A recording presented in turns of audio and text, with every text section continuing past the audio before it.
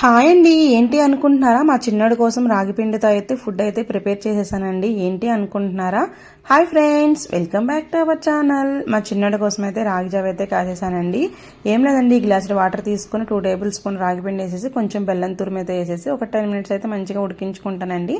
ఇంకా రెడీ అయిపోయిందనమాట. చూసారా, మా బాబుకి అయితే పెట్టేశాను. వాడికైతే నచ్చేసిందండి, మంచిగా తినేస్తున్నాడు అనమాట. మీ పిల్లలకు కూడా ఒకసారి ఇలా పెట్టండి ఫ్రెండ్స్, చాలా బాగుంటుంది, చాలా హెల్దీ అనమాట. పిల్లలు కూడా హెల్దీగా ఉంటారండి.